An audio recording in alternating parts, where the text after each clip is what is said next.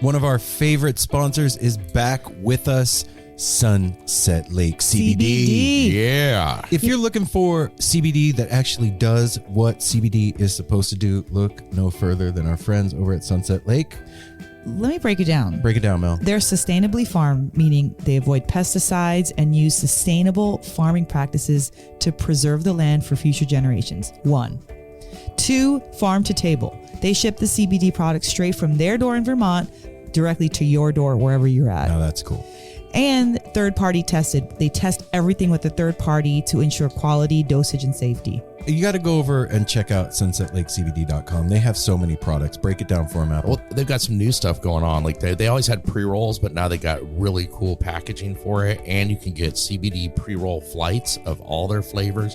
You can get the heavy hitter flight that also throws in some of their Keef blunts.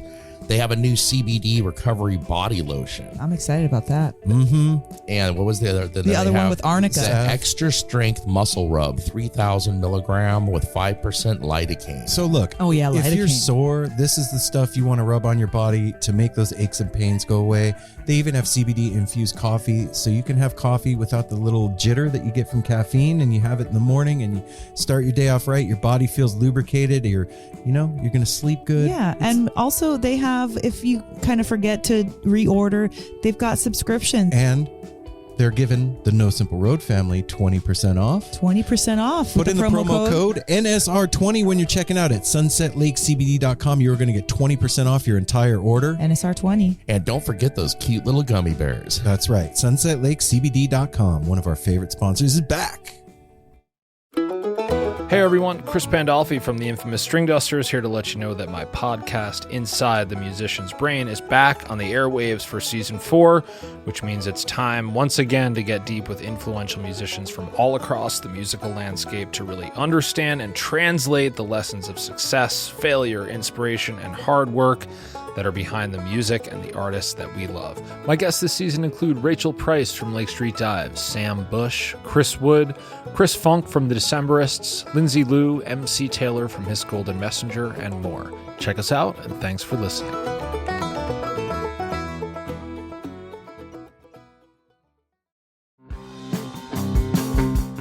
We're so excited to tell you a bit about today's sponsor, Music Masters Collective.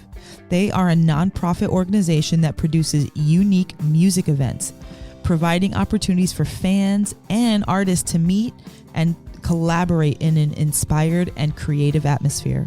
Music Masters Collective events give you the opportunity to learn from world-class musicians like Otil Burbridge, Steve Earle, Richard Thompson, former members of the band, the Milk Carton Kids, Nikki Glaspie, the Fab Four, and Sean Colvin, and so many more. At an event like the Milk Carton Kids Sad Song Summer Camp happening this July, you can expect immersive classes, evenings of entertainment, excellent food, and a space for a lucky group of folks to learn, co-write, workshop, and perform with like-minded peers, all with the guidance of Kenneth Pattengale, Joey Ryan, and some of their favorite songwriters.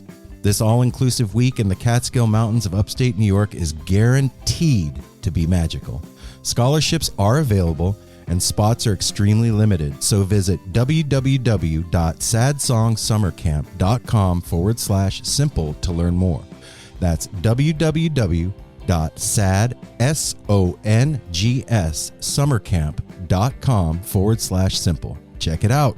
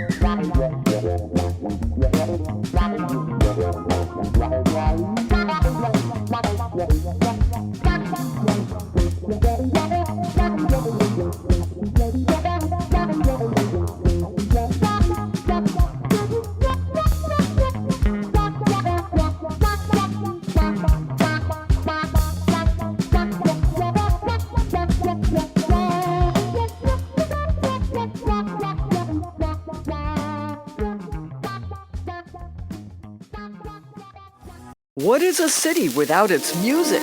The legacy of the New York Philharmonic is incredible. Nearly 2 centuries of history. That's a lot of music and a lot of stories. I was sitting on stage for the very first time thinking, I can't quite believe this is happening. Join me, Jamie Bernstein, as we explore the history of the New York Philharmonic. It's the NY Phil Story Made in New York, a podcast about a city, its people, and their orchestra. Listen wherever you get podcasts. You gotta believe in your life. Even in the rain and thunder, you gotta believe in your life. Even in the rain and thunder. Hey now. Hey now. Do it, man. You do it. I'm doing it. This episode of Which one? No Simple Road. This one. Oh, this not episode is the next brought one. to you by Shop Tour Bus. What? What? Shop Tour Bus. So then what? So then you go over to Shop Tour Bus and you check out. Where do I go to Shop Tour Bus? Well, Aaron, stop. Let him say it. yeah, quit with the questions. Well, So go over to Shop Tour Bus at shoptourbus.com or on Instagram at Shop Tour Bus, and you can go over there and pick up a awesome T-shirt that is inspired with Grateful Dead lyrics. ooh. But wait, hold on. What? They take that Uh-huh. and they roll up the shirt, Right. and they take it and they put like an awesome picture or page out of a magazine, a book, They and do. they take special magical twine, they tie that up, and then guess what they do then? What? Tell me. I can't They wait to take hear. a box and somebody like a somebody Christmas on box or like a big huge could be a box. Christmas Like a box. shipping No, box. they're Oh, okay, cute. They're box. cute. Got it. These are like cute. They're not small, but they're like medium sized, Yeah. maybe. Okay. And somebody takes that and they Well, what's pick a special about lyric this box? from their head or whatever's inspiring them. They put that on the box. They paint it, so you have a one of a kind box Holy that it shit. comes in. Really? Yep. What else do they put in that box? Yeah, Anything? man. Oh, you want more? That's it. I'm That's just all I got. wondering. I mean, I ordered they- a shirt. Now I got well, this cool box and like Yeah, twine and then they don't throw shit. they throw all kinds of knickknacks and gewgaws. You could get action figures. There's Well- sometimes candy. Sometimes But isn't Well, there- it's, isn't it's there Grateful. Well, it's stickers. Grateful Dead, and like, what if I want to listen to the Grateful Dead? Yeah, while Well, I well, get I my wear- shirt. while I do wear my then? shirt What do while they I'm do? getting They dressed in the throw a morning. cassette tape bootleg Oh, shit. into the box Damn. also, and then in case that gets a little unwound, they give you a pencil. We tend to get a little spool it unwound. with. Yeah. So Sounds like they hook you up. So They you're do gonna hook get you you're up. gonna get a one of a kind hand designed box, a really awesome Grateful Dead inspired lyric T-shirt, twine, a bootleg, special secret shit in the box. I wonder if we Special can get secret anything shit. else. I wonder if we could get it for free. well, if you Well- want to get shipping for free, Oh, okay. you can put in the promo code No Simple Oh, Road, fuck yeah. and Okay. then you get free shipping, which that makes a big difference. And that's 'cause- special just for you guys. yeah, That's the No Simple Road family hookup right That's there. pretty sweet. it is. So, So go you on should try over it. there to Shop Tour Bus, and you can also get, if you want to get something as a gift. Guys, it's getting cooler. Christmas is coming. It's getting cooler. Holidays are right Yesterday was around the cold. corner. They got Yeah. hoodies. The hoodies are Grab awesome, yourself a hoodie. so comfy. and new sticker packs and hoodies and gift certificates. And if you want to give the gift of love to somebody, you can also, when you check out in the notes, you could put a special request for a message to your friend or your lover or your kid Or your yourself. dog or yourself. Hey me, this is awesome, and so am I. So there you go. You And could so do are that. you. Yeah. Right. So go to shoptourbus.com online or at shoptourbus on Instagram and get More than, Then you you bargained bargained for. This episode of No Simple Road is brought to you by by what? Define Premium Cannabis. I love this. That's my radio That was voice. really yes, good. thank you. I was up late last night, so my voice is deeper than That normal. makes me want to Yeah. smoke like weed. Yeah, well, good news. What? We have You- sneeze over here. If you live in the Portland area, you can head out to Hillsborough or Forest Grove locations of Define Premium Cannabis. Tell them Sweet. No Simple Road sent you, and you can get weed for 10% 10% off. off. Yeah. Damn. And- They'll give you a free T-shirt. There it is. You know what, you guys, you've been missing Ryder lately. Let's hear it one more time. And a what? free T-shirt. There it is. Thank you, Yeah. Ryder. So there's two locations here in Portland that serve everybody out here. And one is in Hillsborough, one is in Forest Grove. Apple actually works at the one in Hillsborough. Yes, I do. And if you go out there Monday through Friday, he will actually tend your bud. yeah, He will. I will I've tend I've to seen it. him I tend like bud tending. before. It's I fucking tend cool. to bud all the time. Mm-hmm. So you guys, check it out. We don't get bullshit sponsors on the show. We get sponsors that are stuff that we really care about and believe in us, and we believe in them. And use. And I'll tell you what, man, it's fucking confusing and overwhelming when you go into a dispensary and you haven't been in there before, or even if you have been in there and you've been getting the same shit all the time. Ask the bud tenders at Define. They'll hook you up, man. They know what's going on. There's new stuff every day. Apple Every day blows we me have new away with stuff. his encyclopedic knowledge of Yeah. everything cannabis. It's fucking crazy. Yeah, Apple. That's pretty Tell dope. me a story, That's Apple. my job. Yeah, Oh, well, okay, here's a good story. One of my favorite things is waiting on customers. The other day, a lady comes in, probably about early 70s, and she's slowly weaning herself off her medications want by using cannabis. No, she was actually pretty spry. Oh, okay. Spoke Sorry. normally, dude. I Sorry. don't know why you have to That was put my that impression on of an yourself. old lady. But stereotype. anyway, she 70-year-old? comes in, she gets it, she's like, and I always get excited when somebody comes in, oh, I want an eighth, I want a gram. She's like, I need to get an ounce. Oh, shit, So right Granny. away, right away, it was Granny's like, getting and lit. picked out a bunch of different eighths, or she got 8 different eighths to make up her Guess ounce. 8/8 would be an ounce. See, I didn't even know that. I Yeah, also well, am a granny, and I simple also math. get lit. Yeah. So it's a good statement. Mhm. That's true. Granny's And you getting don't lit. talk. Mel's not like, have you seen that, baby? All right. We got it. So anyway, she left with some lotions and stuff for arthritis, all kinds of things, and that's the best thing about it is it is Aw. medicine, and some people don't use it that way sometimes, but when you see it used as medicine, It's pretty awesome. it's that's It's awesome. Yeah. that's the fun part of it. So the moral of the story, guys, there's 2 locations in Portland, one in Hillsboro, one in Forest Grove. Head out there, tell them you listen to No Simple Road. You're going to get 10% off your purchase and a... Free T-shirt, and And once what? you have that T-shirt, wear it when you go No. back. No. Oh, we sorry. don't do that We don't do anymore. that anymore. No. I lied. just Don't do that. Don't listen Well, to you Not can a anything word. still I wear it say when you ever. go Still back. wear it when you go back. And but represent. whatever, man. It's fine. Yeah, Just tell them just you wear listen it to whenever the you show. want. Tell your listener of the show Define premium cannabis because why? because we Because love we you. smoke We weed. smoke weed. There we go. Wait, I did wait, it. hold Because on. we I love just you. wanted to say too, if you come out right now, Mel mentioned at the beginning of this, today we're sitting here smoking Sneeze from Rocky Gardens. Very good sativa up one. Yeah, I will And say we it's are excellent. now proudly featuring Geek Farms, which Ooh. we're getting 3 new strains from Geek Farms this week, And that's a which shout will out. be Geek. amazing. So, Yeah. with all that being said, I'll just say ta-da. Ta-da. Ta-da. So go over DEFYNE. In Premium Hillsboro cannabis. or Forest Grove and hook yourself up. Take care of your head, man. Hey, what's happening? What's What? up? How you guys doing? I'm doing good. We're not there yet. It's a beautiful We're day. almost there. We're You guys almost there. stick with us. We're almost there. So, our brother Daniel over at TAM Integration in the Bay Area is doing something really awesome.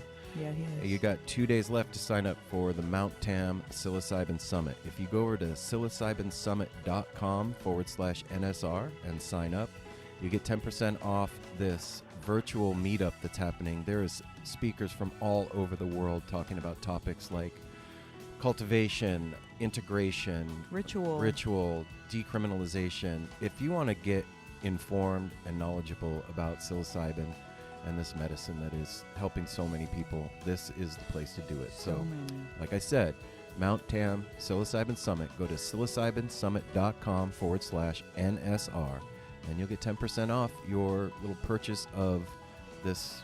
What would you call it? It's a forum, Well, right? and, it's education too. It's like saying continuing education credit. Right. You're super Yeah, it's like into a class. you want to start microdosing and you want to know what's up, how to prepare your stuff or what to look for, or maybe you want to start growing your own or whatever the case is. This is allegedly.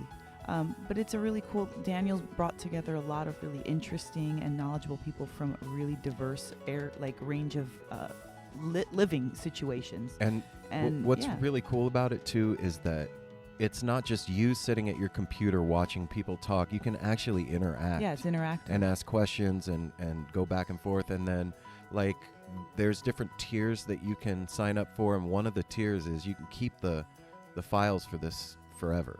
So you can go back and reference it later after it's happened if you feel like you missed something or something was over your head or... That makes most sense too. It sounds like there's gonna be a lot of knowledge. Yep. You Well, know, to and- Sounds like retain it's that gonna all be in one dense. listen. Mm-hmm. So check it out, you guys. psilocybinsummit.com/NSR. Support the No Simple Road family of sponsors. No simple road. No simple road. No simple road. No simple road. Osiris.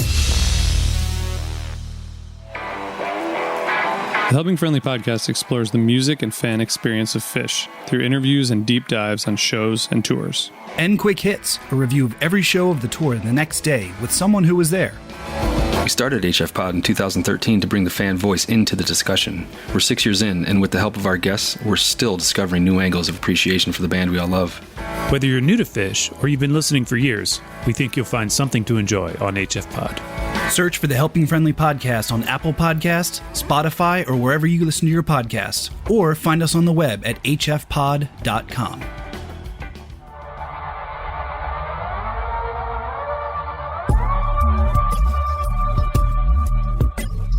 What's so funny?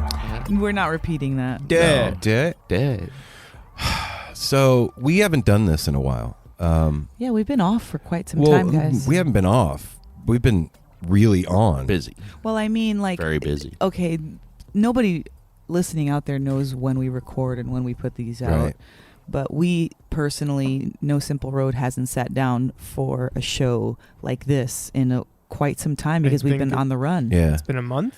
It's been a long time since we've done an episode with no guest. Yes. Well, it's been a good 6 months. That's what I'm talking about. So, hey now, No Simple Road family. Hey guys. Welcome back to the porch.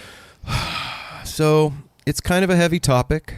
But I'd like to first welcome our guest that we have here because this is Ryder's birthday week. Yes, it is. Happy birthday, Ryder. Happy birthday, Ryder. birthday. He is It's my 1/4 of No Simple Road, and And he's I'm also also 1/4 of a century old. Yep. Wait. Oh, Look at back that. up. What? Let's back it up. 1/5. Where's Oh, Darby? Darby. Oh, Darby. yeah, that's fucked up. Oh, okay, Sorry, sorry. But Sorry, his Darwin. friends dropped in from Vegas to hang out and visit Portland. And Caleb and Nate. Yeah, What's we have up, Caleb and Nate? Yeah. So yeah, I just wanted to. There are our house guests, and I just want to say thanks for coming and spreading some love. Yeah, man. When And partied last night, it was fun. Yeah, what did you do last night? Yeah, Just come throw on. We that in went there real quick. to see Orbit and Ott and Dissolve at the Crystal Ballroom. ooh, Yeah, it was done up by the same people that do the down the rabbit hole. down the rabbit hole and like Portland Halloween thing. It was so much fun. Really, There's a Ryder? whole art installation kind of a deal upstairs. There was someone giving out massages, but the wait was 45 minutes, so we didn't do that. I like that. We didn't do that. It was It cool looked though. It cool, looked cool, but- and Maybe you can share it with Caleb. I want to hear what Caleb had to say yeah. about. What'd you guys do? Here we go. We're moving the mic. Hang on a second. So I was the one in line for the 40-minute massage when I decided nope. Yeah, we it was my first time doing anything like that. Never done any Portland stuff. We shroomed a little. Allegedly. Yeah, Yeah, you did Portland the way it's supposed to be done. Yeah. just balls to the wall, all in. Cool, man. Yeah, well, the whole time Right. they've done Portland right too. Since they've been here, they've gone to many breweries. I know. I love the hoodies gone you guys out, have. taken advantage of the amazing food. They've like jumped right into Portland. It's a little different than Vegas, wouldn't you say? No, not at all. Totally the same. I feel like I'm at home. Night Am and I on day. vacation? Is this? So, like I said, we haven't done this in a long while, and it's too bad that it took this to get us to do it. But you know what? At least we're here and we're doing it. That's And not too, I'm gonna put this out now. what? It is a terrible thing that happened, but talking about it, like letting it bring you down, is not. I don't think how we should talk about it. Personally, I think we're just going to deal with the entire roller coaster, Yeah. all of the emotions. So anybody who's listening to this can feel like they can cry with us or feel better about the situation or maybe shed some light on the information because maybe some listeners out there. Through tragedy comes love and life. Yeah. It brings the community together. It brings family together. It's what's happening now out there. Loss is a roller coaster. You deal with it so many different ways. You're first like shocked, and then you like are mourning and grieving, and then you're like think about the memories, and it makes you kind of happy, and you go through these like range of emotions. And Neal Casal is who we are talking about, one of our favorite bands that we have Chris Robinson Brotherhood, Circles Come Around the Across. Sun, the Come Cardinals. Across. Yeah, like just we love him. We love his music, and it was a super tragic thing that happened, and it kind of reminded me of as deep of a like when I heard the news at 9/11 happened. Yeah. Aaron, I was pregnant with Simon, and Aaron called me, and I remember where I was at the exact same time, and it didn't happen quite that way, but Aaron called me. I was in LA with Sid, and Aaron called me at like 7 a.m, and I knew something was wrong, but I was so tired from being up with the baby that I was like, I'll call you later. And when I woke up, he called me immediately and was like, I have some news to tell you. And then he let me know, and I didn't even know what to do with that information. To be honest, I was like, no, wait, but like what? It was just fucking weird, and I was completely distracted because I had the baby. I was with my grandson. I was with Jasper, and so nothing could bring me down. But it was like kind of like in the back of my head, like what? And then I'm like, what do I do about like? I felt like, what can I do about it? Yeah, like you want to. Yeah, like do something. Yeah, like I mean, I'm not his sister, but I felt like when I, especially like when we first met him at High Sierra, like RJ, we have a little soundbite from RJ, and he said something that he was like one of the most gentle people he's ever met. That's a perfect adjective to describe Neal. Gentle. He was so gentle and so humble, like just like soft, like real and sweet. And I remember going to grab water because it was really hot, like muggy, where we were interviewing Neal when we were doing the High Sierra interview. And so I got him some water, and just even the way that he took it from me was like very. It's weird that you remember that. I remember. Getting somebody a glass of water is not something that sticks in your head normally. No, I remember we all sat down. We were in a circle. We were trying to figure out where we were going to do the interview, and then we got our little spot, and we came in. And when we're doing these interviews with guests, we don't always have a place to offer them. Like, hey, here's a bathroom. Here's a drink of water. Here's some gum. We don't always have that because we're by ourselves. So like he's coming to us. It's all warm and sweaty, and there's nothing to offer. So I like ran to that room that they set up. I can't remember, like the Alice in Wonderland room. Yeah. We were in like a hangar. Yeah, and grabbed all kinds of cool and grabbed Neal not hanging. one but 2 waters and made sure to put ice in it because it was. And I just remember him. I don't know. I just remember the whole interaction and how. I just remember that was really special to us too because it was our first festival. Yeah. We were kind of nervous, and getting to talk to him at that time was a huge thing. It was a huge deal. Well, for you, I remember, babe, you were so nervous. So the first time, we were still living in Vegas at the time, and we had started going to shows at the Brooklyn Bowl, and I don't really remember exactly how it happened, but when Big Moon Ritual came out, it either came up in like my Apple Music or something recommended it to me. And I remember I put it on, and it sounded like, it sounded familiar. It sounded like music that I already knew, and it was immediately comfortable and made sense. And I knew that like I was going to be a fan of this thing from the first opening notes of that first song on that album. But I knew who Chris Robinson was, but the rest of the band I didn't really know. And that when I find stuff like that, that's like one of the first things I do. After I read the lyrics, I'll go and look up who's in the band.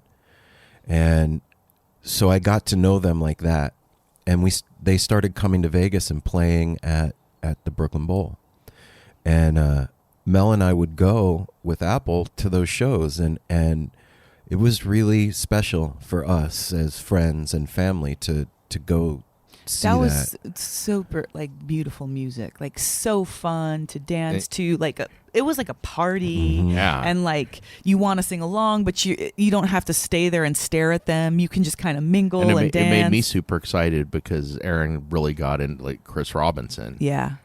I always loved Black me Crowes, too. and not that you weren't a fan, but I just wasn't my thing. Yeah, and then you were like, dude, I you get got to it. hear Chris Robinson's Yeah. new band. Yeah. I was like, what? I'm glad you mentioned that, Apple, because I felt like that too. I was like, you, Chris Robinson? Because you definitely weren't a fan, but like I was like stoked that you started liking them because I always like Chris Robinson. You know too. what cemented it for me was when we were at the very first CRB show. Chris had vinyl on his amp cabinet and was giving the vinyl to the sound guy at Set Break, and it was all Grateful Dead vinyl, and I was like, oh shit, Chris is a Deadhead. I never fucking knew. Like, and that did it.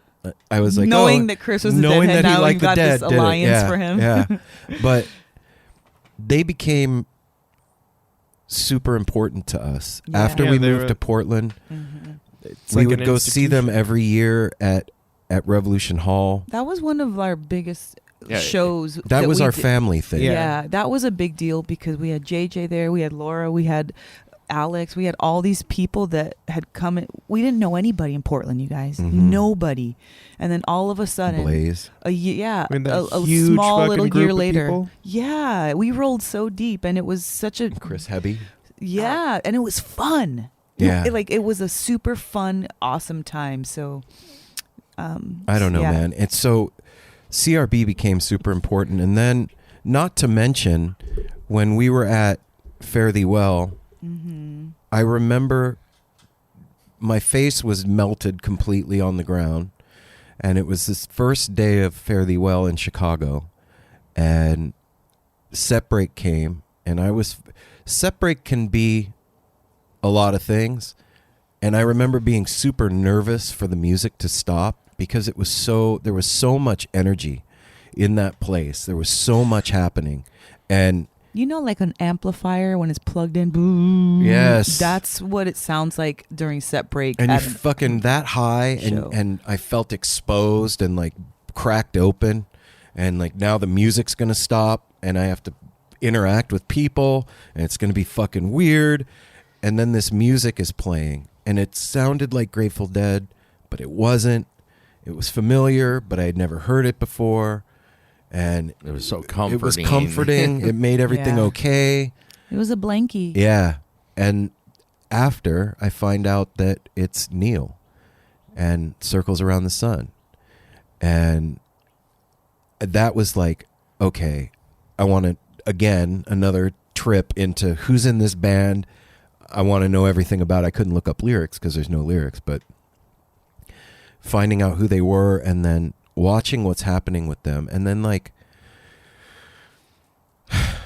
getting to meet Neal at High Sierra was such a huge deal because of all those things that I'm talking about right now. Like those trips that we had at Chris Robinson Brotherhood were these like huge psychedelic imprints that happened that like formed who I am right now. It was like also our couple, us as a couple. It like those shows and Chris Robinson, they were something that was like a line in the sand of like I felt like we started over or something like that. Yeah.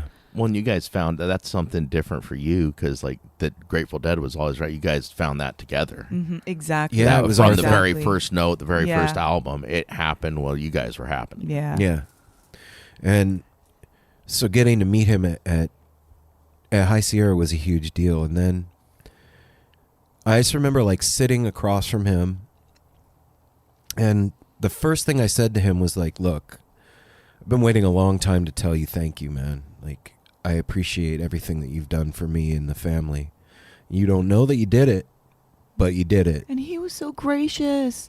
He was And like, "Thank you." And he was so approachable up there. We saw him several times kind of over the weekend just wandering around, hanging out with friends and fans and just Yeah. such a chill, such a chill person. Just well, it's amazing it's soul. like the music. His like demeanor is like his Smooth. playing. Just Smooth. like I said before, easy listening. It goes into your ear so easy, and it lets you listen like it's not the definition of what easy listening is like as a genre. It like comes into you easy, and it stays with you. Like Yeah. it stays in your head. Every time I hear the first note of that music, I'm like, It's comfortable. Yeah. It's your robe, your blankie, your comfortable shoes, your. And so, I mean, there's a lot of weird shit surrounding this for me personally, like some odd stuff that happened through all of it. When I found out, it was like 6 o'clock in the morning on Monday.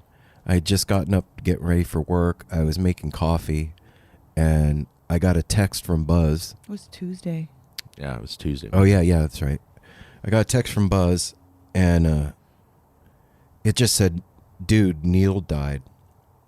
And I remember I was like, I got that feeling of like, when it feels like your stomach drops out and you get that like cold chill that goes from the top of your head to the bottom of your feet, and you feel like you don't want to be where you are in that moment. Like you want to run or like scream or punch something or just disappear into your own fucking belly button. Like just, like you want to shrink. But there was nowhere to go. And then I was like, okay, wait.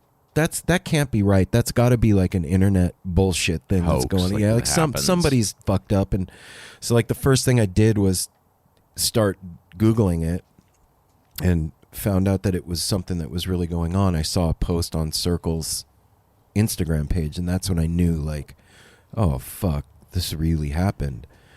And I'm standing there, and I remembered when we were talking to him, and he and I were talking about me writing lyrics, and I was saying, yeah, I write, but I don't ever show anybody my stuff. And he was like, look, man, you need to get that stuff out there. You don't know that stuff, those lyrics could save somebody's life someday. And again, that fucking like super trippy, cold chill. And it's true. Like somebody that I hardly knew, like we never hung out. But I knew that dude because of the music and because of him sharing him, because of the impact that it had on me and us as a family. And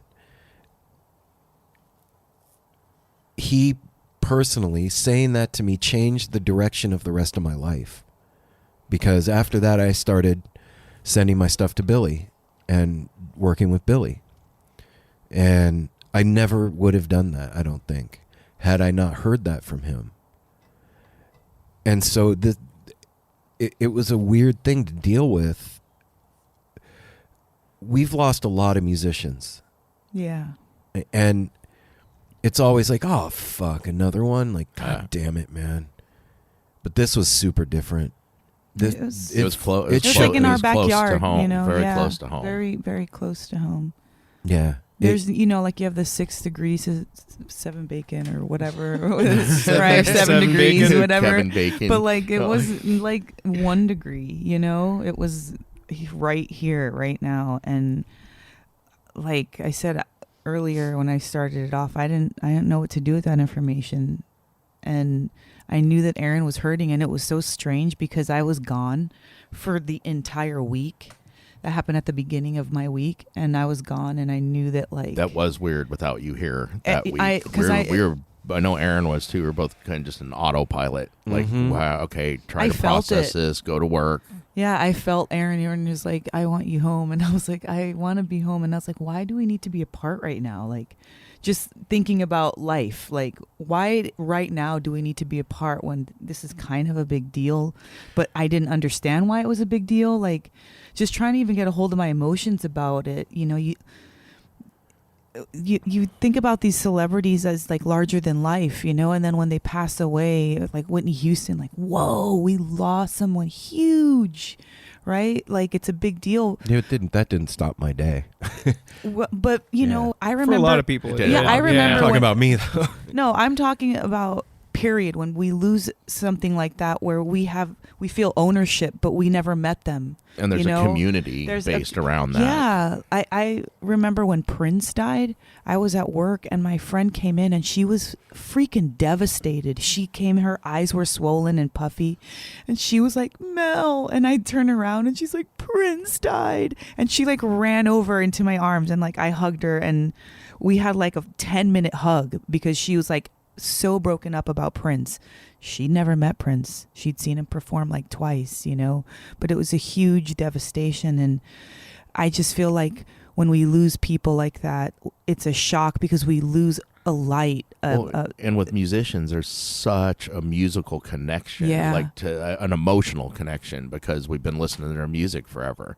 That emotional connection for musicians means so much. And for that to be like gone is really hard to process. One of the things that was difficult for me about it personally was, I told Mel this while we were rolling at Dick's. Allegedly. Rolling down the hill. Yeah, rolling down the hill. Come on. I'm trying not to get the plague. I'm down with disease. Oh, shit. Down with the fleas. I felt feeling weird about it. Like, I was like, it's a musician. Like, why am I so upset? Tell him what I told you. Why am I so upset about this? Like, and I felt kind of embarrassed to be that upset about somebody that I knew casually.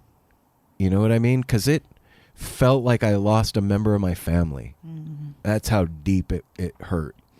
I don't remember. I was high as fuck. I said, do you remember how you felt when Jerry died? Oh, shit. Yeah. You don't remember that? Yeah, no, I do.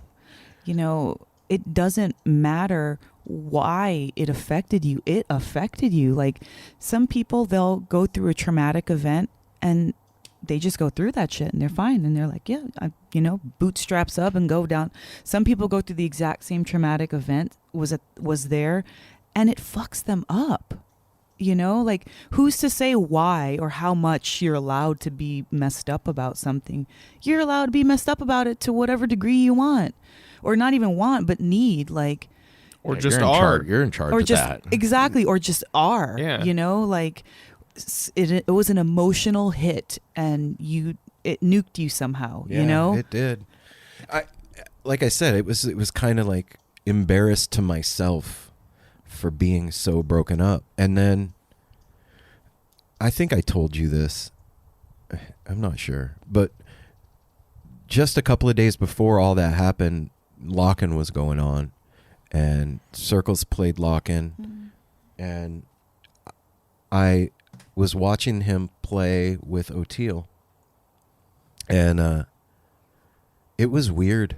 It was really odd, and I didn't say anything to anybody at the time because I didn't want to like put any bad energy out into the universe about it, but I was like, something's up, man. Something's not right. It looked weird to me. And that's part of like that reaction that I had while I was making the coffee when Buds texted me, was like, oh shit, it happened. And we had plans, man. Like, they were coming to Portland on the 17th and we were going to do a whole thing here at the house. And it just didn't fit. Like I said, we didn't hang out with the guy, I don't know. But from the fan perspective, it just didn't fit. And it's really weird to be watching musicians play and see what they can put out and hear what they do and feel it and feel the vibe of it and see their faces smiling while they play. And then to think that they're going through something that drastic. Yeah. You never know. You don't know. You don't fucking know what's going on inside somebody else's head, man. Even when you know them.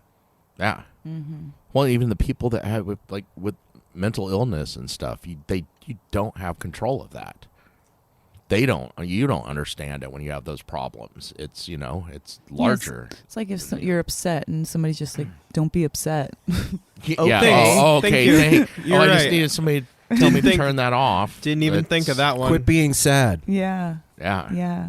And it has the weird thing too with this too is like especially the whole week, after that Tuesday morning is the numbness that comes with somebody close to you passing. There's a numbness that there's no other feeling like it in the world. Like a hole. Yeah, it is a literal hole. We've all had family. It's past sibling thing. It's crazy. It's a crazy part of life that's hard to process. I know I had a hard time immediately. I wanted to listen to like circles and stuff. Do it. I couldn't do it for that whole week. But now I'm to the point I've been watching a lot of. Luckily, there's a lot of fans in this community, and they've been posting amazing videos. That was something that blew my mind. Circles playing old clips of Neal. Just a lot of stuff. The outpouring. Yeah, that we were talking about. I couldn't never go through seen Instagram. anything like it with the outpouring for days of all the pictures of Neal. And everybody's stories on Instagram. I've never seen that before. I've never seen that much response to somebody passing away as I saw on Instagram, Facebook with this. For 3 days, every post was something about Neal. Every single one. Yeah. And touched a lot of people's lives. And I want to say a lot of music to the world. Thank you to everybody who reached out to No Simple Road and us on a personal level and shared stories or just shared. And we're going to play some of those for you. We got a few. Just, all of it. Yeah, some things to read. And it was cool to have support from the family during that time. I said this, I sent out a newsletter. And I also said it in a post, and that, that stuff goes by real fast, and it's just little blips in your day. But, this is my voice. You're listening to us. We're sitting here. This is reality. This isn't typed. And, man, we talk about No Simple Road family, and we talk about community, and we have a lot of really good times together, all of us. And it's really awesome what's happened because of NSR and everything. But if you're out there and you're having a fucking hard time and you don't know if you can make it through the day, we're here, man. Like, DM me. Go on Instagram and DM me, and I'll call you. And same goes for Apple, same goes for Ryder, same goes for Mel. Yeah. Like, if you need a hand, we're here. And that's not like, I don't know how to put it. It's not like a empty platitude of like, we should do something. No, it's not like that. It's real. And I've had a couple people take me up on that since we started No Simple Road. And, none of us are like trained professionals or anything, but sometimes if you're fucking hurting like that and you make the call, just those fucking 2 minutes of talking to somebody can make the difference. It can tip the scale. Well, and please reach out if you're it's not just the fact that you're talking to someone else, just the act of reaching out, talking yourself into it and doing something about the way you feel will change your life, for real. Have you ever had to do that, Ryder? Yeah. Actually, Mr. Marlowe, our mine and Caleb's history teacher. Yeah. I was in high school going through some shit, and he told me to come back to see him after school one day, and I did, and we just sat there and talked for like half an hour. And just made the difference. And then these guys were hanging out outside of the door when I got out and gave me a big old hug. And honestly, that day was a turning point for my whole life. I would not. Thank you, Mr. Would Marlowe. not be the same. Yeah. We talked about that recently. How one teacher, I think we all have. We were talking to Simon about that. There's a teacher in your life that, if you're lucky, several, but usually one specific that made an impact on your life. That cared enough to teach you, teach you life. Mm-hmm. Well, one of the things that this awful thing that happened did that was really rad was it showed me that you have no fucking idea how you've impacted other people. We have no idea. No clue. There's just no way you can know what your words have done, what your actions have done, what your writing has done, what your music has done. You think you know you think you know, but you have no clue how deep that goes with people. Yeah, the effect that you've had. Turned off. No, you do not. I mean, that's the great thing with this too is, you know, like with Jerry, everything there is a, you know, it's still the soundtrack to our lives. Yeah, to this day. Neal's music will be with us till we join him on that other plane. It's always going to be there. Unfortunately, there's not going to be more new stuff, but that is going to inspire everybody else out there. Everybody's already inspired. A lot of the people doing like tributes of his songs. Dude, I that just have been saw put out there. I just saw the Higgs playing at, I don't think it was June Lake Jam Fest. They were playing at some bar, and they were playing Sweet in the Distance. So it's already happening. Yeah. The ripples are out there. Yep. And all those people that after Jerry passed learned how to play like Jerry. Yeah. That's happening right now with Neal. You know, like when someone passes away and you're like sad because you can't have like them, like their body, like their voice, their presence. Yeah. I'm grateful for the music because I don't feel like that with Neal. And I know like we weren't literal. He didn't come over and hang out and eat at the house, and he wasn't like that. But like his music is out there to like soothe that part of he left a legacy. Yeah, and it's rad. That's the one silver lining after I heard the news that started to make me feel better. Like, no, you've got his music, and so I just want to remind people out there too. Like, that's a excellent way to like make you feel good and feel connected to it. That kind of just made me get like a kind of epiphany. This, not to get too morbid, but you guys are probably going to die before I do. Most likely. I'm older than you. Not to be rude, but hopefully. Hey, natural progression not to be rude, but hopefully. Yes, that's how it's supposed to work out. And this show is going to be that for me, for you guys. Oh, whoa. Yeah. Whoa, dude. And everyone else out there. And yeah. Well, and that's something about our culture that I struggle with is our attitude about death and dying. This American culture, it's hidden. It's a thing to be hated. I grew up, death is a huge part of our life. Huge part of our life, and I was grown up taught to hate death. And hide it and don't talk about the way you feel about it. And it's something that, we put, people are dying, they go to hospice, and we lock them away in these little places and let them do it there, and nobody's around, and it's our culture is really fucked up. And then when it comes someone to passes, every year that rolls around, you get sad. Don't get sad. Celebrate. You can't blanket that statement, Aaron.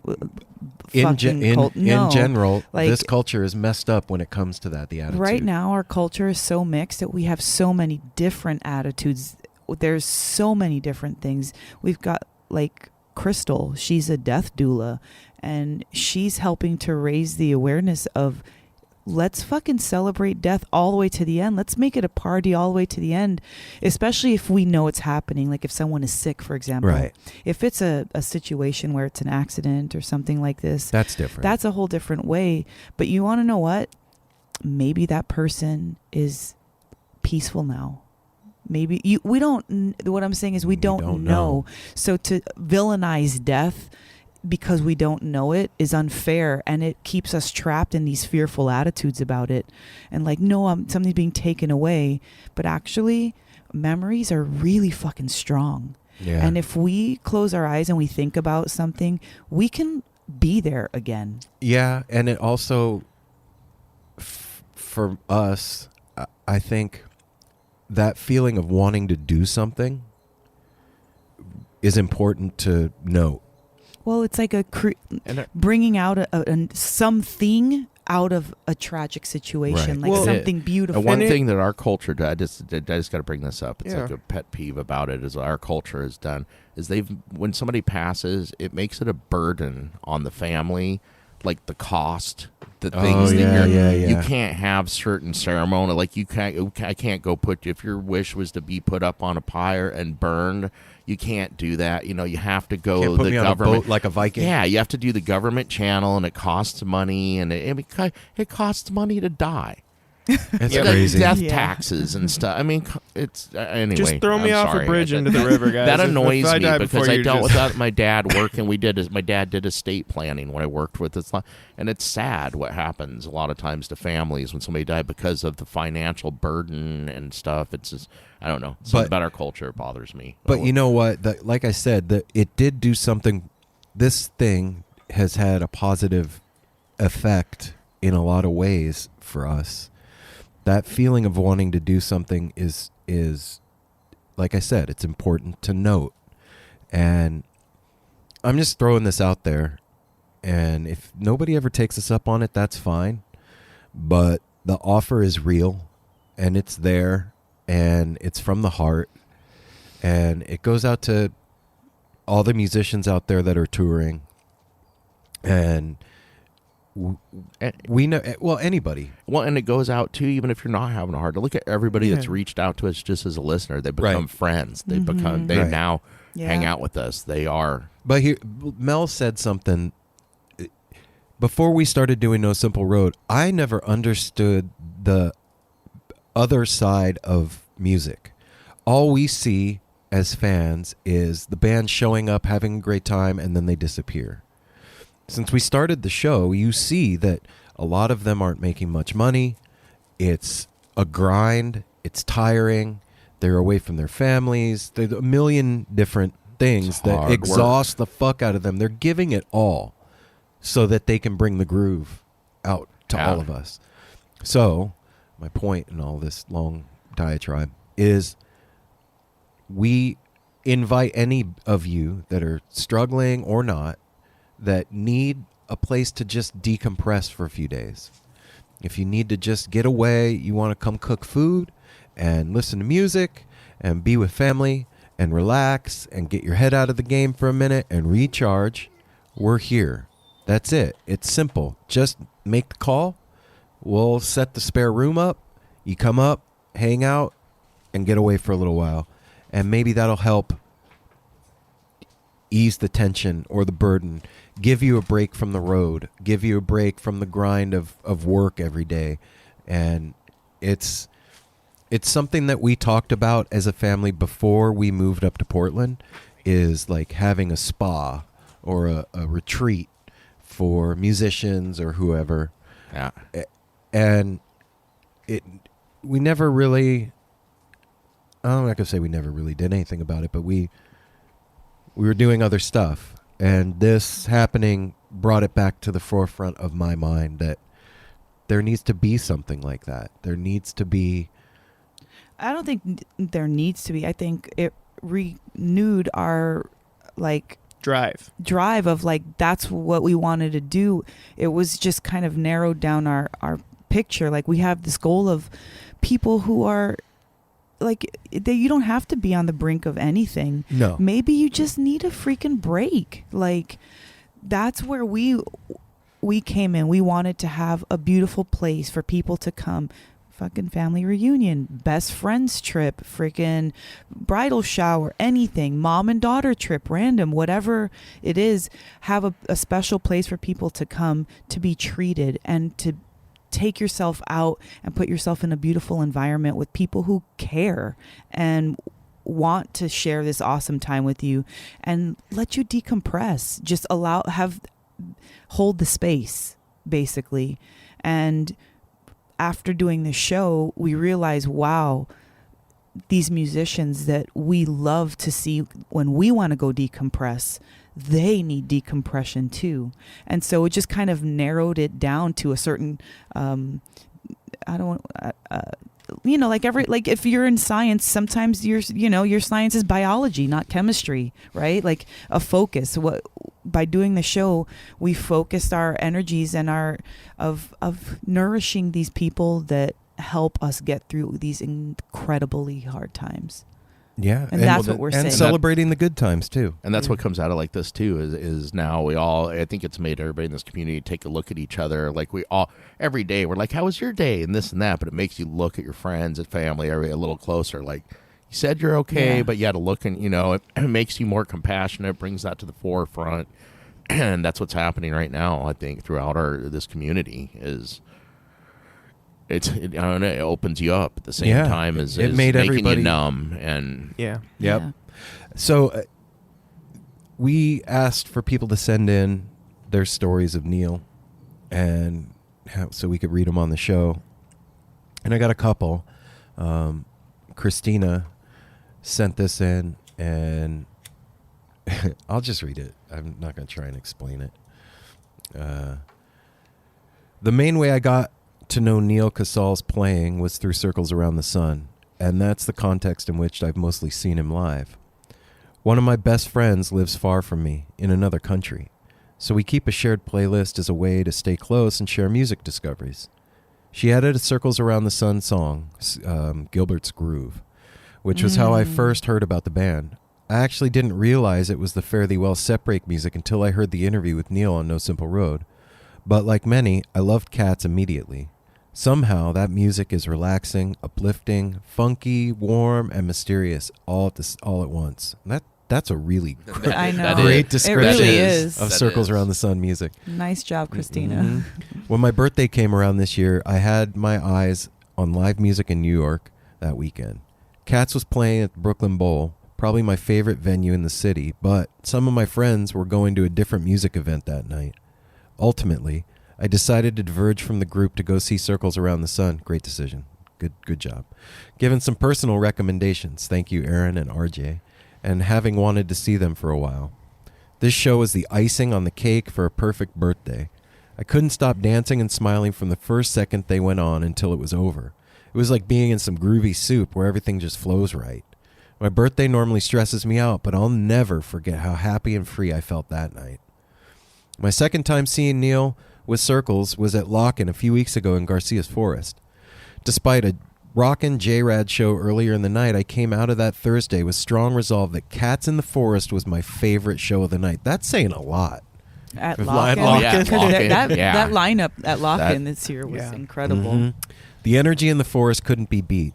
The same friend who first shared their music with me was there, having traveled thousands of miles to be there, which made the show so much more special. We hadn't been to a camping festival together in over 2 years, and Cats totally set the vibe for the incredible weekend we ended up having. We had such a blast getting down and funky with the band till the early morning. Not to mention how awesome he was with O'Teal and friends the following day. I feel so blessed to have seen his final performance. Like anyone who's seen Neal play live or otherwise been touched by his soul, I was so shocked and heartbroken to hear the news. Especially after seeing him play with that glowing smile of his over the same weekend. His music will always remain the soundtrack to some of my most beloved memories, special moments shared with people that I love. Thank you for pouring your heart into your craft and giving us love through beautiful music. Rest in peace, Neal. Christina Collins. That was beautiful. Thank you, Christina. Wow. Christina, don't let your birthday stress you out. They're fun. They are fun. Your birthday month should be rad. Yeah. Make it a birthday month. Yeah. Everyone gets a birthday month. Yeah, man. That's what we're talking about. Like, we have these fucking amazing memories now because of this. Yeah. And that's really special and something to be called out and remembered that it's not all bad.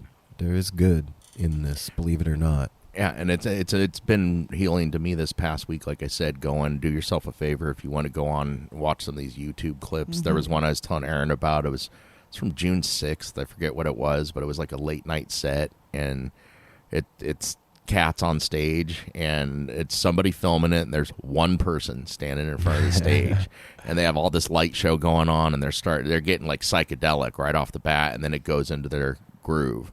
And then people start showing up. Like like it's just the progression. You see one dude and it's a late night set, so people are coming out of their camps. You can tell like they're half asleep or high as they're shit. just like barely moving, and then within like 15 minutes into it, it's packed and everybody's dancing and grooving, and it's powerful. Check this out. Here's another one. This came through Instagram. This is from @VodakBlack0. It's short, but this is cool. I couldn't get on my email, but one time I was working in the bar as a cocktail server at Terrapin Crossroads, and Neal would come in a lot to play. My favorite memory is when he spilled red wine all over his shirt right before a show he was playing. I tried to help him get it out, and he kept making so light of the situation. He was always really kind to me. His music was incredible, undeniable, but his personality was even more incredible. Aww. Such a bright light gone away too soon. That's powerful. Yeah. Like that. I think that's rad. That's the thing that they remember is when he spilled wine on his shirt. It was just like whatever. It's just wine. It's fucking wine. People Don't worry spill about stuff. it, man. Don't- I don't know about you guys out there. I don't know about how you guys feel, but at this point, it's been a couple of weeks, and we traveled, and now we're home, and everything's kind of chilling out, and I guess the healing process is starting, and I think it's really important to maintain the conversation and keep talking about it and not hide from the pain of it and not hide from the beauty of it too, and get it all out. Mm-hmm. Get it all out. And yeah, keeping the conversation going is important. Like depression, suicide, like don't just let when bad things happen, like don't let that be when you think about that. When you think about the people around you and how they're feeling, like it's hard and it's rough. It might bring you down sometimes to keep thinking that that's how people can feel if you don't feel like that, but you gotta keep reaching out. You gotta keep. Well, we have to take care of each other, man. Like, I don't know. For me, as I get older, I realizing more and more. I don't know. This sounds really stupid and silly. That like, why wouldn't you have thought this before? But like, how much other people go through. You know, we get wrapped up in our own trip, in our own stuff, and I mean, obviously we all have empathy for other people and see people going through stuff and help our friends deal with shit, but this was a huge reminder of the depth that we all feel life. Yeah. And sometimes it's not rainbows and unicorns, man. No, we all got constant struggles going on within us. That's why you don't ever feel stupid or silly about saying what's in your head, because most likely that person sitting next to you, if they're not there at that moment, they've been there. Mm-hmm. We can all relate. We're human. The human condition is not easy. Mm-mm. It's not easy to keep yourself maintained and doing what you got to do to make life work for you. And that's what's cool about it's a struggle about the music too, is that even under the pressure of the road and the grind of it, those musicians are still able to make something beautiful, and give us these huge. Every show is this amazing gift. Every single show, even if it's outpouring of emotion. Yeah, man. Sharing sharing yourself like that. I can't even. I mean, like what we're doing, we're sharing ourselves. We're being on it, but like that, the music they create, and it. I don't know. I was thinking that at when we were at Dick's on Saturday night, man. Like they're playing the music of the vibration of the crowd. That music is a reflection of the vibration of the people that are there celebrating it. And that's why, to me, improv music is the coolest fucking thing ever. Yeah. Because it's never the same. It depends on who's there and how they're feeling. And these musicians are technicians at getting up there and connecting to that thing and vibrating it back, literally, through strings and reeds and skins and keys. And creating this feedback loop of amazing trippiness that happens. And I realized too that night, in the groove, that moment where the music is taken over and your body is moving independent of who you think you are, I feel so comfortable in that.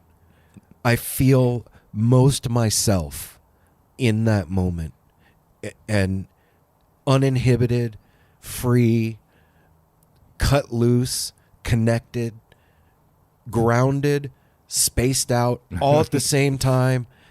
And it's so fucking rad. It's beautiful. Yeah. And that's like what Fish, all of them, like you're saying, that's a great thing with improv music is like Fish is the foundation.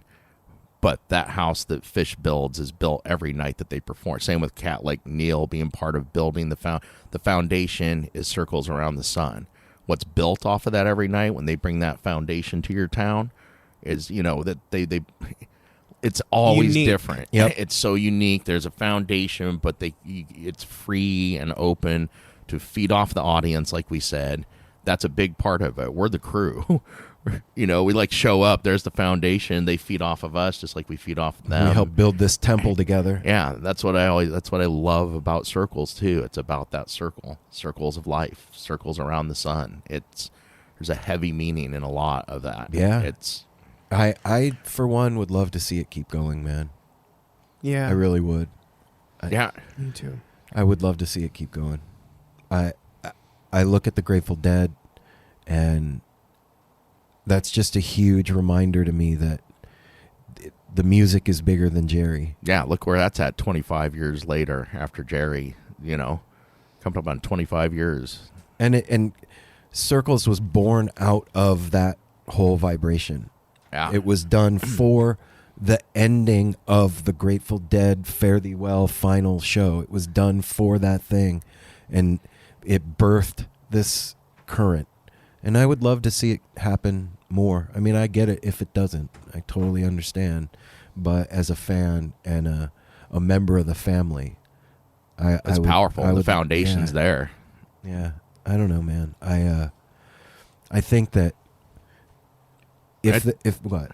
Oh, I was just gonna say, just think on that note. We've talked to everybody in circles except for Dan. Just all our love and everything to you guys, man. Yeah. Mark, Adam, Dan. Mm-hmm. We love you guys, man. It means so much to this family. Yep. You guys are special fucking human beings. Yeah. And what you do is magic. And it's beautiful magic. And you know what, guys? We got your back. And I know the entire family out there has your back too. And, from us to you, we love you and we're there with you. And if there's anything that you need or you want, all you got to do is say the word to us and we'll make it happen. I don't know what that could possibly be, but whatever it is, doesn't matter. We'll make it happen. So yeah. Before we wrap it up, let's just go around and tell your favorite memory. Okay. I'll Just start. period? Of no. Or just like a little wrap up, not necessarily a favorite Yeah. memory or Yeah. anything, but and like Aaron was saying, Neal Casal, I've heard of him my whole life. He was always, to me in the 90s was listening to. First I probably heard him was with Bryan Adams back in the Ryan Adams back in the 90s and stuff, and really became a huge part of our lives when Chris Robinson Brotherhood came to, which made me go back and start listening to everything he's done, and what he left as a legacy is just amazing. He's touched so many people, and my best memory of him, I think, to me, is obvious for me. It was at High Sierra when we were doing our first festival and learning on the road, and we got to meet him, greet him, and had such a special conversation. We got to feel him, and I just remember my favorite memory is when we were wrapping up the interview, and he was like, wait, he got all excited, like childlike almost, and he's like, wait, guys, I forgot to show you the video. He showed us the video for Chuck, before it came out. He's it's coming Telling out us soon. the story of that. Yeah, he's like, I'm going to share this with you, but don't share it with anybody because it's not out yet. He was so excited to show us that video, and it was such a magical experience to get to meet him. Love you, Neal. Mama? I remember that too. That was super sweet. I don't know if it's like a specific thing. I'm just so grateful that I actually got to fall in love with the music and then meet Neal, because it made me understand the feeling that I was feeling through the music by meeting Neal. Like I mentioned earlier about his gentleness and just being super humble and soft-spoken, but very powerful, and talking with him. And he was almost like childlike and flirty at the same time in a mix. And not flirty sexual, just like his, like, I don't know, the way that his mannerisms, like and that, like childlike, like yeah, you feel like playful, yeah, and comfortable. It just like what I remember most is like his emotions on his sleeve. Like if he talked about something heavy, you could feel it, and if he talked about something light, you could feel it. Yeah. And so I feel all those things when I hear that music.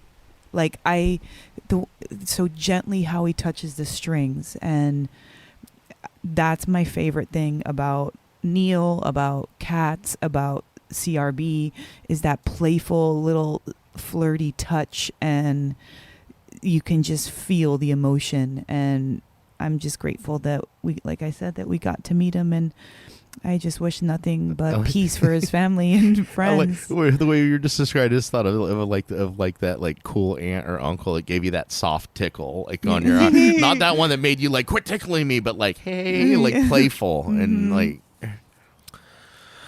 Mine was definitely my first CRB show at Revolution Hall. We went there with, like we said, JJ and Alex, and Blaze was there, I think. Chris Hebby. And it made our extended Portland family feel like a family, not just like a friend group. Like that was the first time it felt like a family. Yeah. It was special. And they rocked the house that night they too. did. They really did. Mm-hmm. I don't know. I mean, I gotta say, talking to him and him saying what he said to me about writing, I think is my favorite memory. And I also think about the last time we saw CRB play at Revolution Hall last year, or maybe it was this year. No, last December. Yeah, it's always around the same time. There was so much power in that room that night. And we had just interviewed Adam that day. Oh, and we dropped him off. That was a blast. We dropped him off for the show, and shout out, Adam. I love you so much. And I just remember that night feeling so interconnected with what was happening on a way different level than ever before.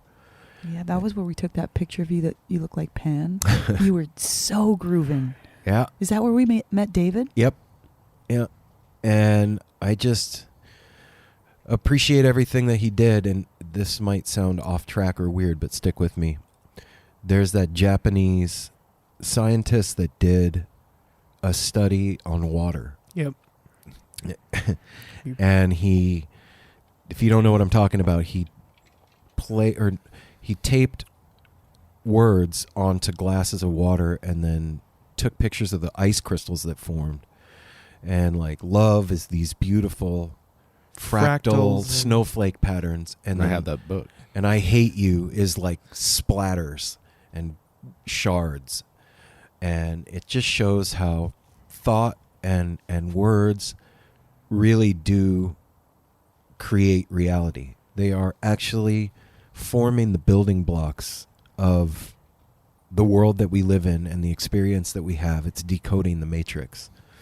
And so my memories of Neal, I'm being conscious to color them with joy and love, and so that, because I understand that we're completely and totally all connected to this universal mind, and we're all expressions of it. And wherever he's at right now, he's still there. And wherever he is, I don't want him colored with my sadness and my sorrow and how I feel about what happened. I want him to feel that joy and that love. So I'm being conscious of that.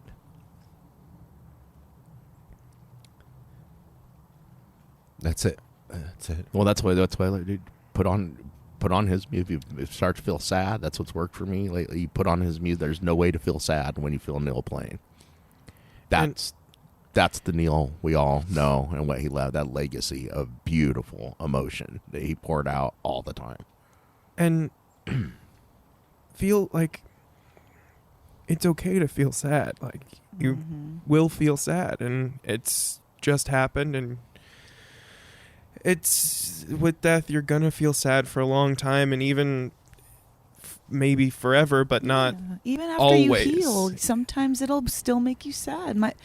My grandma's been gone for most of my life, and my mom says she still sometimes will want to call her and just feel sad that she doesn't have a mom. You know, like it's not an everyday thing, but you're allowed to feel sad when you want to feel sad. Yeah. It's good to be in touch with that sometimes. It's good to give a good cry, man. Crying is getting the poison out, or getting the emotion out, or getting the abundance out. Or it's literally expressing yourself. And sometimes it's not bad to go to that. Yeah, it's expressive. Thank you, writer. And sometimes that sad place isn't the word. I do. No. My sister's been gone 7 years. I have voicemail recordings of hers that when I want to hear her voice, I can go back and listen to. That's fucking to remind That's amazing. Yeah, because you want to hear that voice sometimes. Luckily, we got he left a huge voice. Oh yeah, he did. There's plenty of voicemail out there. Yeah. So guys, I love all of you out there. Before we go, real quick, I want to touch back on, because this is, reach out for help. You're not gonna know what to say. You're not gonna know how to start. Literally, just, and you may not want to. You absolutely won't. But just find someone that you trust, or someone that you don't know. Even if you have to, email us. Start with, I don't know how to say this, but I'm not doing well. And I promise, after that, you won't be able to stop. Yeah, that's the truth.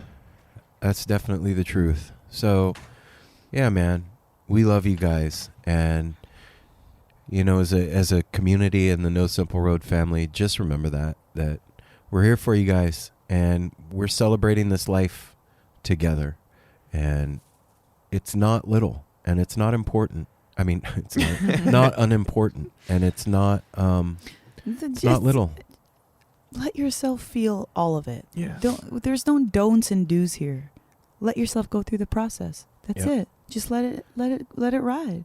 And we're here for you. And that's the bottom line. And like I said to everybody out there, if you need a place to get away for a couple of days, let us know. We're here. And yeah, man, I'm going to play you out with Sweet in the Distance. And we'll see you next week. We'll be back with more stuff. And you guys know what? Did we have a place in there to play that recording? Yeah. Oh, we did? Yeah. Well, maybe. I don't know. I don't know if we announced. I don't know if I did spot. or not. I don't think we announced a spot. Well, I probably we squeezed it. Why We don't we squeezed put it in there at the end of somewhere. this? Put it right now. Okay. Here's a little snippet of RJ and his memory of Neal. Yeah.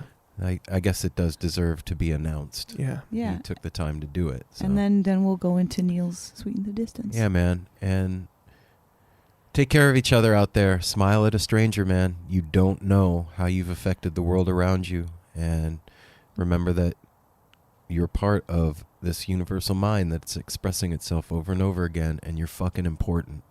And that love is the thing that'll see us through. So we'll see you again next week, you guys. Love yourself. Hydrate. Reach out if you need it. Safety third. We love you. See you soon. Hey, No Simple Road family and listeners, it's RJ from Osiris. We just did an episode of The Drop where we shared a bunch of Osiris podcasters' perspectives on Neal, which you can check out if you want. But the one thing that sticks out to me is that, first of all, one of the most kind, thoughtful, gentle people I've ever met, and one of the most full of musical knowledge I've ever met as well.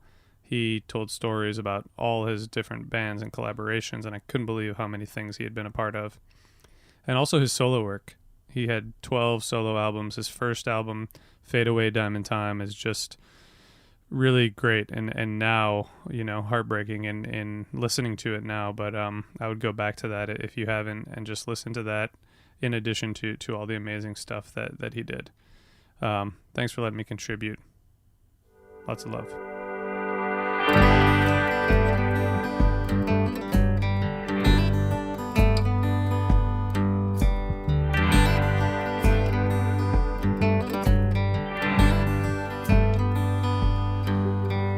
Nothing's gonna stop you now. Everything you want is coming in good time. No one's gonna bring you down. This took too long to find. I keep your note beside my bed. It gets me through the longest of long nights.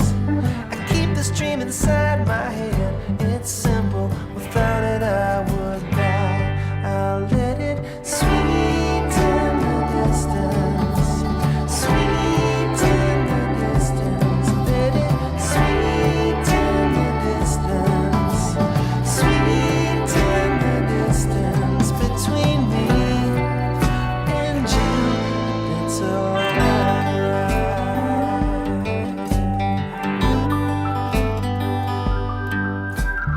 What's the sense in looking back? I still remember how I wasted so much time. And nothing's gonna change the facts, and it's far too late to cry. Love may tear us apart, but it's never gonna leave us behind. I keep this dream inside my heart. It's simple. Without it, I would die. Without it, I would die. I'll let it sweet in the distance. Sweet in the distance. Let it sweet in the distance. Sweet in the distance. Between me and you, it's a long ride. It's a long ride. Such a long ride. It's a long ride. It's a long ride.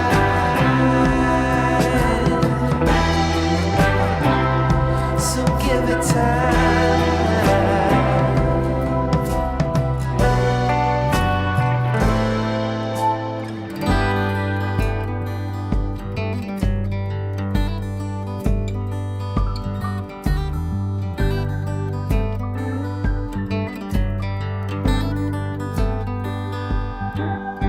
I hope I didn't let you down. God knows I did my very best this time.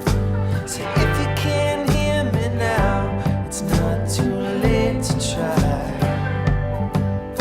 So when you're feeling far away, it won't take much to remind. It's just a dream anyway, so simple. Without it, we would die. Without it, we would die. We'll let it sweet in the distance. Sweet in the distance. Let it sweet in the distance. Sweet in the distance. It will sweet in the distance.